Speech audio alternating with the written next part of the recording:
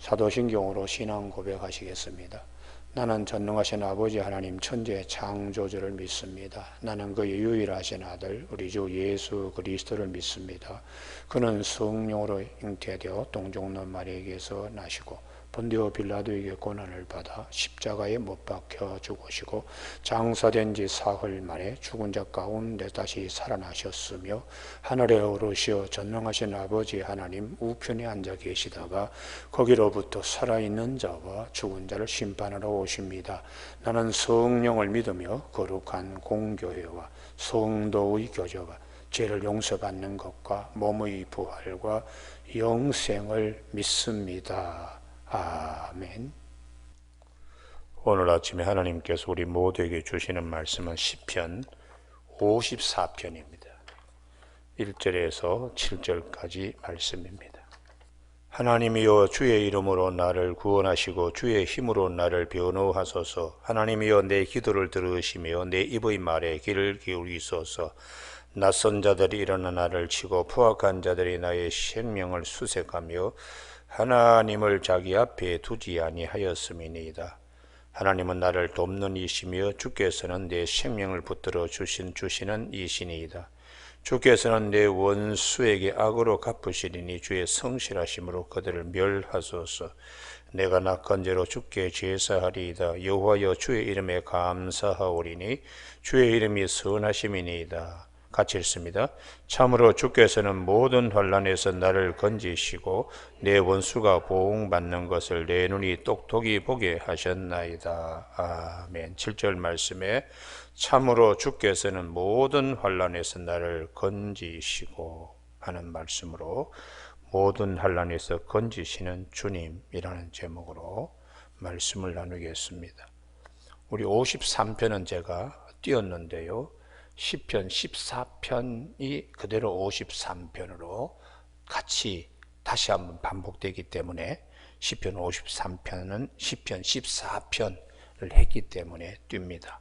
오늘 54편을 보면 거기 위에 소제목이 10사람이 사울에게 이르러 말하기를 다윗이 우리가 있는 곳에 숨지 아니하였나이까 하던 때에 다윗이 불렀던 노래라고 이렇게 되어 있습니다. 다윗에게는 참 환난이 많이 있었습니다. 그 중에 이제 사람들이 사울이 다윗을 수배하고 그를 붙잡으려고 할 때에 그 유다 지파 경내에 있는 헤브론에서 그렇게 멀지 않은 한 6km 떨어져 있는 쉬입이라고 하는 히브리 말로는 집 이렇게 되어 있는데요. 거기 사람들이 고발을 하는 겁니다. 밀고를요. 그러니 다윗이 엔게디 동굴이라든지 아들람 동굴 이런 이제 곳에 숨어 있는데 그 광야에 쉬 광야에서 고발을 하고 밀고를 하니까 숨지만은 항상 불안한 거예요. 그 사람들 눈에 저 동굴에 다윗이 숨어 있습니다.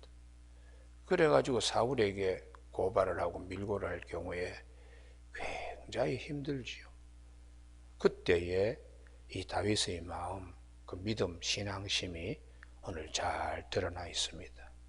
그 쉽광야에 가시덩굴 숲을처럼 많은 고난 가운데도 다윗은 소망을 잃지 않았습니다. 구원하시는 하나님의 계심을 믿고 때를 하나님께 주시는 때를 기다렸습니다. 우리 믿음이라는 것이 무엇인가? 고난 속에도 다윗과 같이 그 가시덩굴 속에서도 그걸 해치고 길을 찾아 해치고 나가는 자처럼 고난 속에서도 믿음을 잘 간직해서 그 믿음으로 열매를 맺는 이런 이제 다윗의 신앙을 본받으라고 오늘 시편 54편에서 하나님은 우리에게 말씀하십니다. 구약성경 창세기 26장에 보면 그 이삭의 얘기가 나오는데요. 우리가 살면서 그 고난이라는 것이 자연적인 고난도 있어요. 기근이 오고 가뭄이 오고 하면. 그래서 창세기 26장 1절에 아브라함 때의 첫 흉년들 때 그 흉년이 이삭 때에 찾아왔다고. 아브라함이 가나안 땅에 와서 첫 흉년 것 때문에 목초지를 찾아 내려가 보다 보니까 애굽까지 내려갔던 일이 있습니다. 그때 아브라함이 하마터면 바로의 손에 가정이 깨질 뻔했어요.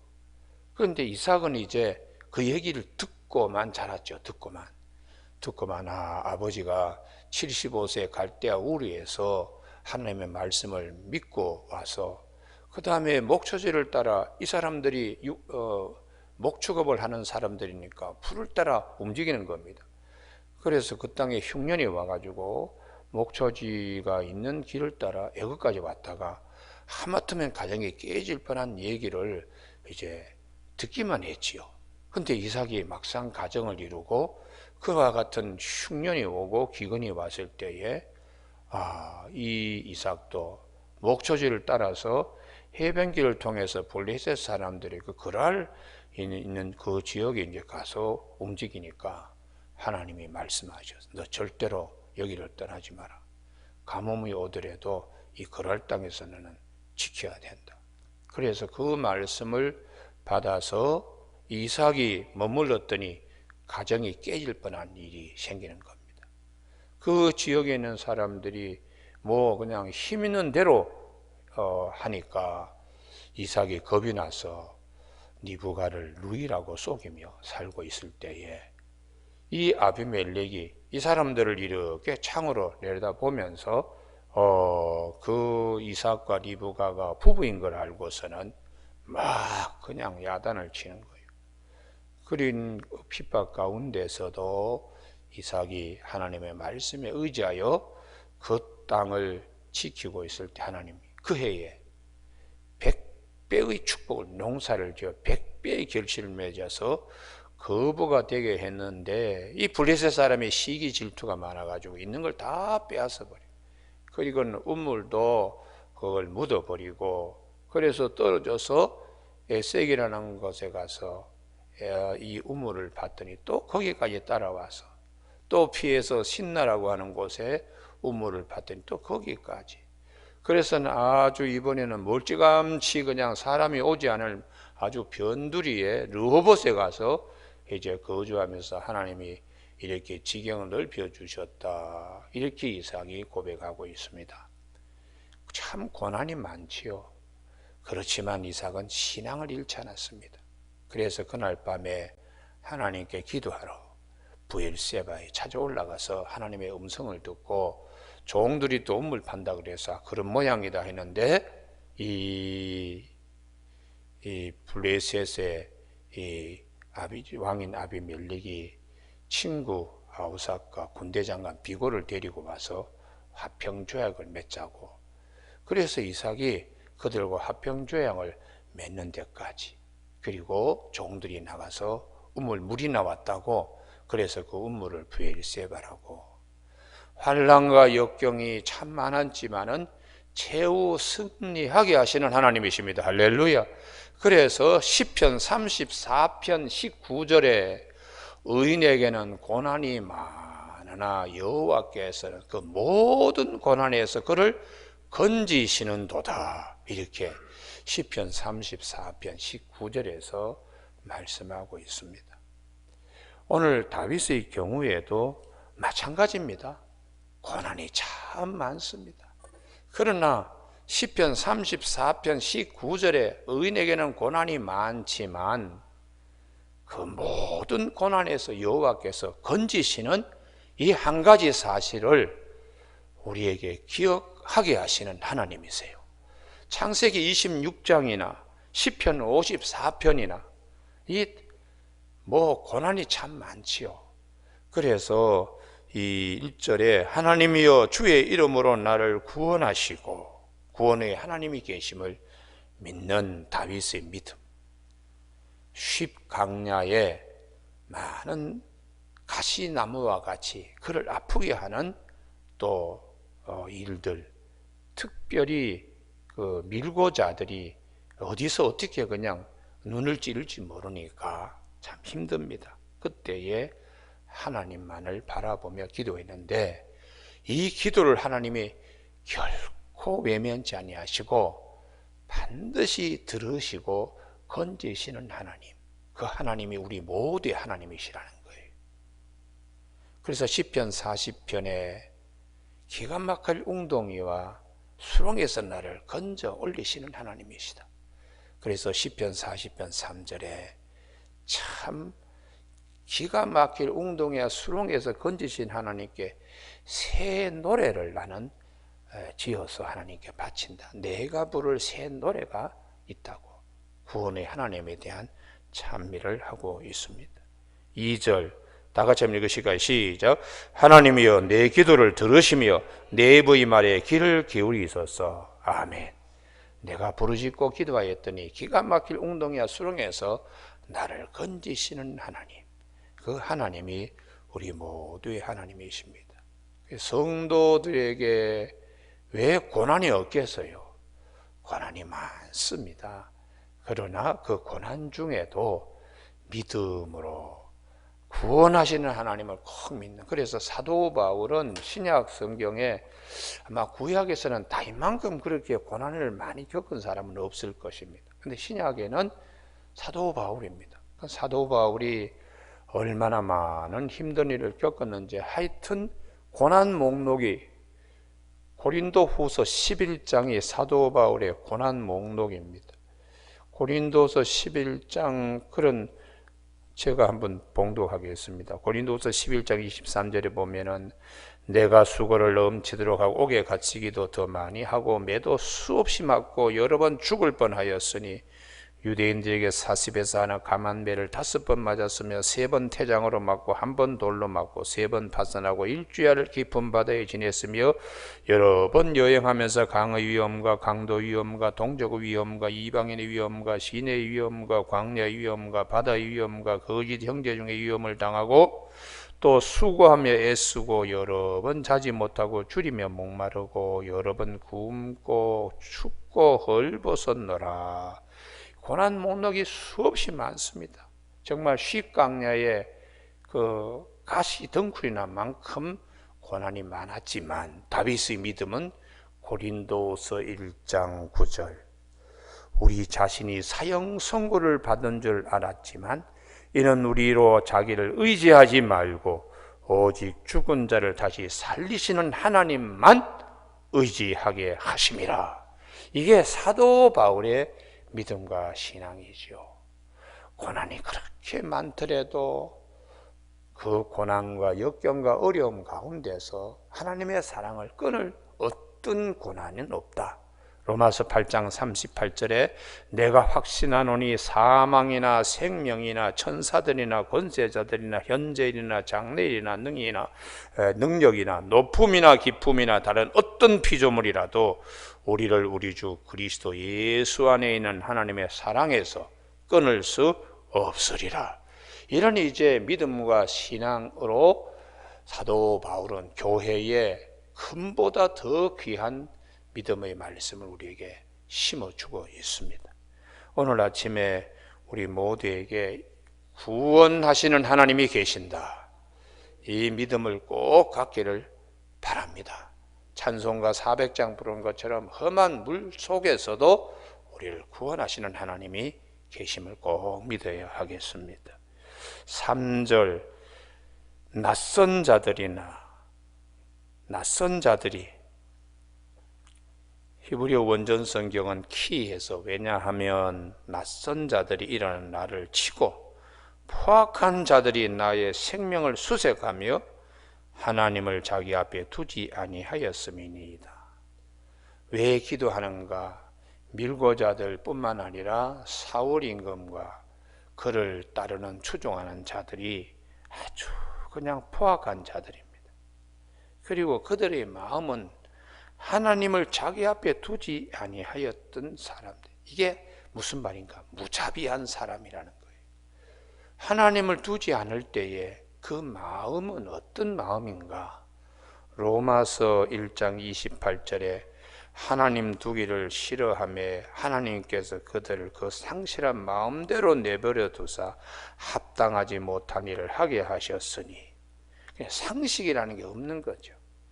곧 모든 불의, 추악, 탐욕, 악의가 가득한 자요, 시기, 살인, 분쟁, 사기, 악독이 가득한 자요, 수군수군하는 자요, 비방하는 자요, 하나님께서 미워하는 자요, 능욕하는 자요, 교만한 자요, 자랑하는 자요, 악을 도모하는 자요, 부모를 거역하는 자요, 우매한 자요, 배약하는 자요, 부정한 자요, 무자비한 자라.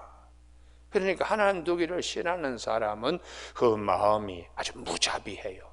그러니까 눈에 보이는 게 없는 거죠. 이런 자들 참 하나님께서 사울 임금의 마음이 이와 같은 자들이라는 것을 성경은, 그럼에도 불구하고 다윗은 구원의 하나님을 전적으로 의지하고 그분만을 바라보는, 이게 믿음이라는 거죠. 이게 믿음. 그래서 히브리 기자는 히브리서 12장 5절에 믿음의 주여 우리를 온전케 하시는 예수 그리스도를 바라보자. 그는 그 앞에 있는 즐거움을 위하여 십자가를 참으사 고난을 개의치 아니하시더니 하나님 우편에 앉으셨다고, 이렇게 우리에게 말씀해 주고 있습니다. 그러면 이 다윗은 4절에 힘내 볼지어다, 히브리 원전은 그렇게 되었어요. 하나님은 나를 돕는 이시며 주께서는 내 생명을 붙들어 주시는 이신이다. 할렐루야. 이 믿음이 우리에게 꼭 있어야겠습니다. 한 곳만 찾아봅니다. 식광야에서 다윗의 하나님은 어떤 분이신가? 사무엘상 23장 14절. 사무엘상 23장 14절에 식광야에서의 하나님은 어떤 하나님이신가? 사무엘상 23장 14절 다 같이 읽습니다. 시작. 다윗이 광야 요새에도 있었고 또 광야 산골에도 머물렀으므로 사울이 매일 찾되 하나님이 그를 그의 손에 넘기지 아니하시니라. 할렐루야.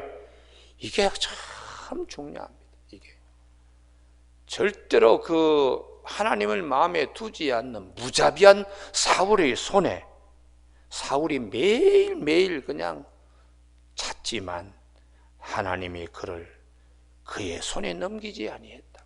다윗을 사울의 손에 넘기지 아니하시는 하나님, 이런 하나님을 오늘 시편 54편 4절에서 볼지어다 하나님은 나를 돕는 이시라고, 이게 다윗의 마음에서 크게 외치고 있는 것이에요.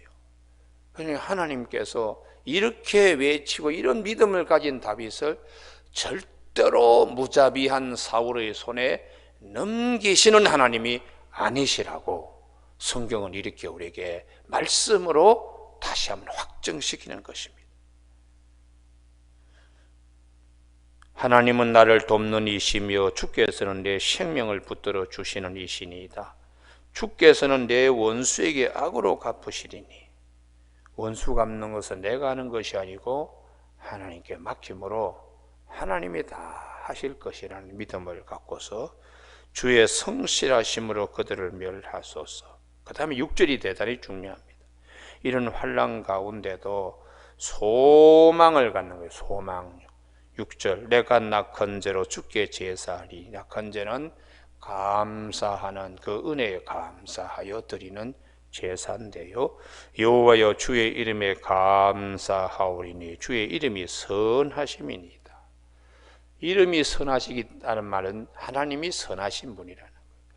착하시고 선하시는 분이 이 고난과 역경 가운데도 열매를 선하고 착하게 맺어 주실 줄로 믿습니다. 그래서 감사하며 내가 낙헌제를 드리겠습니다. 끝이 반드시 좋을 것을 믿는 믿음, 이게 소망이죠. 소망. 그러니까 이 마음밭이 벌써 다르잖아요. 사울은 무자비한 것으로 그 마음을 찌르는 가시처럼 수풀을 이루고 있지만, 다윗은 착하고 선하신 하나님, 구원하시는 하나님을 바라보는 믿음으로 마음을 채우고 있으니까 성도의 믿음이 얼마나 중요한 것인가. 고난이 많지만 많은 고난, 모든 고난에서 건지시는 하나님이 계심으로 그 고난과 역경 가운데도 마음이 악하거나 무자비하게 이렇게 물들지 않고 선하고 착하신 하나님을 바라보며 감사하면서 마음 상태도 신앙으로 믿음으로 꽉 채워져 있는 이 다윗을 오늘 아침 우리가 말씀을 통해서 만날 수가 있습니다. 다윗의 마음이 우리의 마음이 되고 다윗의 기도가 우리의 기도가 되어야 하는 것은 다윗의 하나님이 우리 모두의 하나님이시기 때문입니다. 시편 34편 19절에 의인에게는 고난이 많으나 여호와께서는 그 모든 고난에서 건지신다고 약속을 하시고 있기 때문에 오늘 우리 모두가 살아가는데 이런 역경과 어려운 가운데도 다윗이 보여준 믿음을 기억하며 그 믿음이 우리 안에 알차게 자리 잡는 우리 모두가 되시길 주님의 이름으로 축복합니다. 기도하시겠습니다.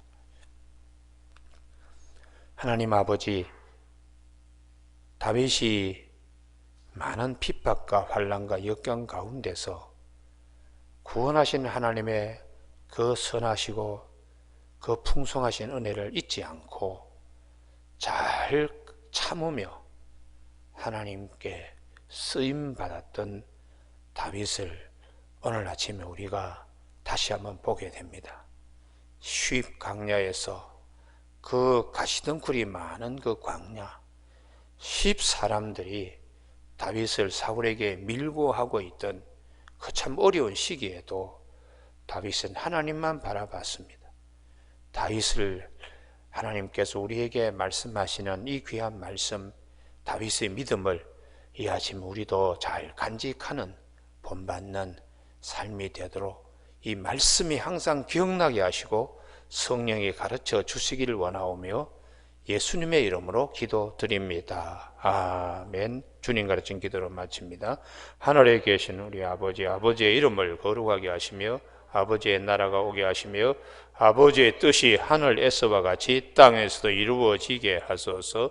오늘 우리에게 이루어갈 양식을 주시고 우리가 우리에게 잘못한 사람을 용서하여 준 것 같이 우리 죄를 용서하여 주시고 우리를 시험에 빠지지 않게 하시고 악에서 구하소서. 나라와 권능과 영광이 영원히 아버지의 것입니다.